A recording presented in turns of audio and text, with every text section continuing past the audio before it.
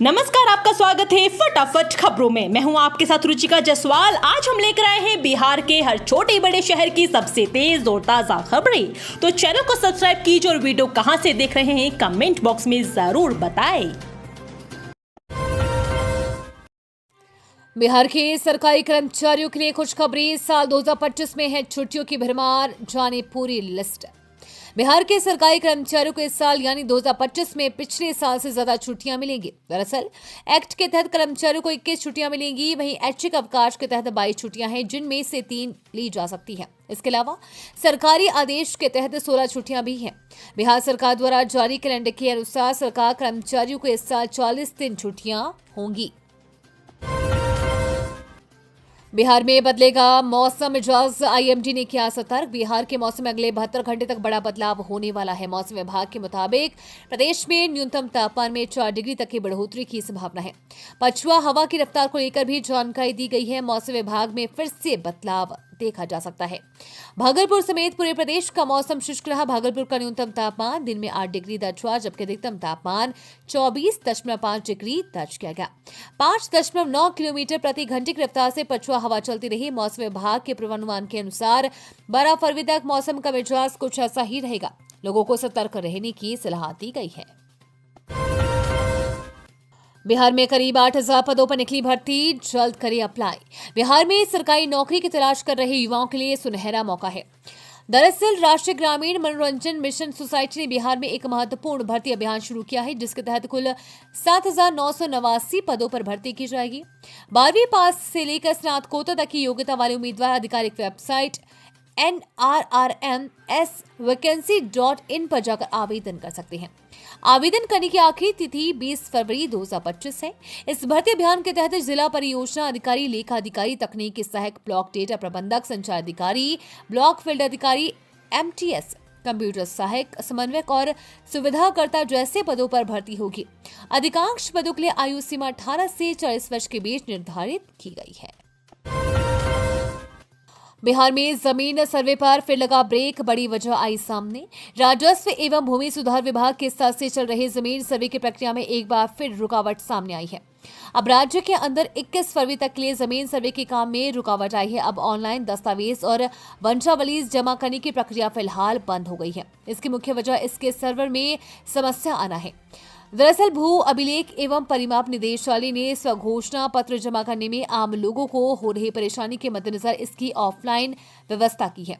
ऐसे में 21 फरवरी तक के लिए ऑनलाइन स्वघोषणा बंद कर दिया गया है। अब लोग स्वघोषणा भरकर ऑफलाइन संबंधित अंचल कार्यालय परिसर में लगे शिविरों में जमा कर सकते हैं।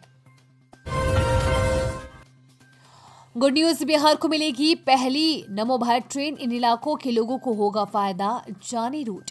बिहार के रेल यात्रियों के लिए बड़ी खुशखबरी है। दरअसल राज्य में जल्द ही नमो भारत ट्रेन चलने वाली है। रेल मंत्री अश्विनी वैष्णव ने इसकी पुष्टि की है।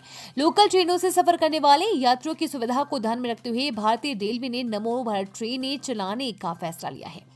मिली जानकारी के अनुसार नमो भारत ट्रेन राजधानी पटना और मुजफ्फरपुर के बीच चलाई जाएगी।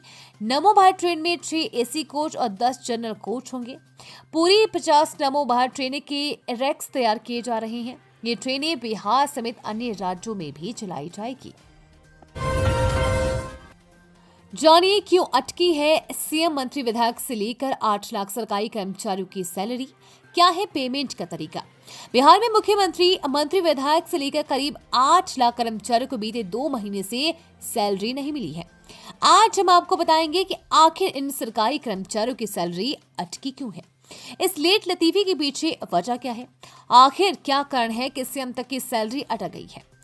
दरअसल 3 जनवरी से बिहार में वेतन और बिल के भुगतान के लिए एक नया सॉफ्टवेयर लॉन्च किया गया है। इस सॉफ्टवेयर का नाम है CFMS 2.0, यानी कि कॉम्प्रिहेंसिव फाइनेंशियल मैनेजमेंट सिस्टम। लेकिन जब से यह सॉफ्टवेयर लॉन्च हुआ है तभी से लगातार इसमें तकनीकी दिक्कत आ रही है। इसकी वजह से सीएम को लेकर लाखों सरकारी कर्मचारियों का वेतन रुका हुआ है, साथ ही कोई भी बिल का भुगतान नहीं हो पा रहा है। बिहार के इस जिले में बनेगा मेडिकल कॉलेज और अस्पताल। प्रगति यात्रा के दौरान सीएम नीतीश ने दिया तोहफा। बिहार के सीएम नीतीश कुमार सोमवार को प्रगति यात्रा के क्रम में नवादा जिले के रजौली प्रखंड पहुंचे। यहां उन्होंने बहादुरपुर ग्राम पंचायत के करी गांव ग्राम में बनी कृषि फार्म में आयोजित कार्यक्रम में 211.96 करोड़ रुपए की कुल 202 विकासात्मक योजनाओं का उद्घाटन एवं शिलान्यास किया। सीएम नीतीश ने जिले की सभी योजनाओं का जायजा लिया। इस दौरान उन्होंने गोविंदपुर रोह पथ में सकरी नदी पर उच्च स्तरीय आरसीसी पुल के प्रस्तावित स्थल का निरीक्षण किया। इसके बाद सीएम नीतीश रजौली प्रखंड के बहादुरपुर पंचायत के करीगांव ग्राम के कृषि फार्म में बने कार्यक्रम स्थल पर डिग्री कॉलेज करीगांव के प्रस्तावित स्थल का निरीक्षण किया। अब बिहार में बेबी कॉर्न से किसान हो जाएंगे मालामाल, कृषि विशेषज्ञों ने बनाया धांसू प्लान। किसानों की आय बढ़ाने के लिए कृषि प्रौद्योगिकी एवं प्रबंधन अभिकरण के तत्वाधान में उन्हें बेबी कॉर्न उत्पादन का प्रशिक्षण प्रदान किया जाएगा। कृषि विशेषज्ञों की राय है कि रबी की फसलों को काटने के बाद किसान खेतों को खाली न छोड़े, उसमें तत्काल बेबी कॉर्न की फसल लगा दे। जहां बेबी कॉर्न लगाना संभव नहीं हो वहां पर मक्का या मूंग की फसल लगाई जा सकती है। मधुबनी की बेटी ने इतिहास रचा, 38वें राष्ट्रीय खेल में बिहार को दिलाया सोने का तमगा। उत्तराखंड के देहरादून में आयोजित 38वें राष्ट्रीय खेल में बिहार की बेटी खुशबू कुमारी ने इतिहास रच दिया है। मधुबनी जिले के भवानीपुर लक्ष्मीपुर पंडौल प्रखंड की निवासी खुशबू ने अपने सहयोगी पायल प्रीति व निखत के साथ मिलकर विमेन ट्रिपल्स लॉन ब्राउज स्पर्धा में पश्चिम बंगाल को 16-14 से हराकर बिहार को स्वर्ण पदक दिलाया है।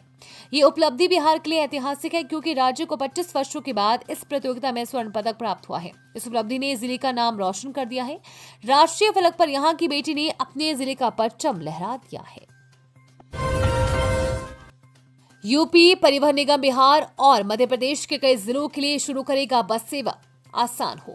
यूपी परिवहन निगम अपनी आय बढ़ाने के साथ ही यूपी के पर्यटन को बढ़ावा देने में जुट गई है। इसी कड़ी में वो जल्दी ही बिहार, मध्य प्रदेश, उत्तराखंड के प्रमुख जिलों से बस सेवा शुरू करेगा। इन जिलों से आने वाले यात्रियों को बेहतर सुविधाएं उपलब्ध कराई जाएगी, साथ ही उनकी सुरक्षा का भी विशेष ध्यान रखा जाएगा। परिवहन निगम में एमडी मासूम अली सरवर ने शनिवार को बिहार के परिवहन सचिव संजय कुमार अग्रवाल के साथ हुई बैठक के बाद इस मुद्दे पर अपने मातहतों के साथ लंबी चर्चा की। बिहार के किसी भी कोने से पटना पहुंचने में लगेंगे सिर्फ 3 घंटे, डिप्टी सीएम ने बताया पूरा प्लान। अब राज्य के किसी भी कोने से लोगों को राजधानी पहुंचने में मात्र 3 घंटे का समय लगेगा। सरकार इस पर लगातार काम कर रही है। पहले 5 घंटे में लोग राजधानी पहुंचते थे। केंद्र व राज्य सरकार के समन्वय से राज्य के हर जिले को राजधानी से जोड़ने का काम चल रहा है। उक्त बातें बिहार सरकार के उप मुख्यमंत्री सह पथ निर्माण मंत्री विजय कुमार सिन्हा ने सोमवार को पीपरा कोठी कृषि विज्ञान केंद्र परिसर में आयोजित जीविका रोजगार मेला सह पुरस्कार वितरण एवं समापन समारोह के पूर्व पत्रकारों को संबोधित करते हुए कही। कॉर्पोरेट लॉबी के लिए नया राजनीतिक मॉडल ला रहे हैं प्रशांत किशोर, जेडीयू का पीके पतंज। जदयू के प्रदेश प्रवक्ता एवं विधान परिषद सदस्य नीरज कुमार ने कहा कि जन स्वराज के संरक्षक प्रशांत किशोर कॉर्पोरेट लॉबी के लिए नया राजनीतिक मॉडल ला रहे हैं। जन स्वराज पहली ऐसी राजनीतिक पार्टी है जिसे एक एनजीओ के माध्यम से आर्थिक सहायता मिल रही है। उन्होंने कहा कि कॉर्पोरेट घराने से उसी एनजीओ को चंदा मिलता है, फिर उस धन का उपयोग जन स्वराज की राजनीतिक गतिविधियों के लिए किया जाता है। ये थी आज की फटाफट खबरें। हम मिलेंगे अगले बुलेटिन में, तब तक के लिए धन्यवाद। जय हिंद।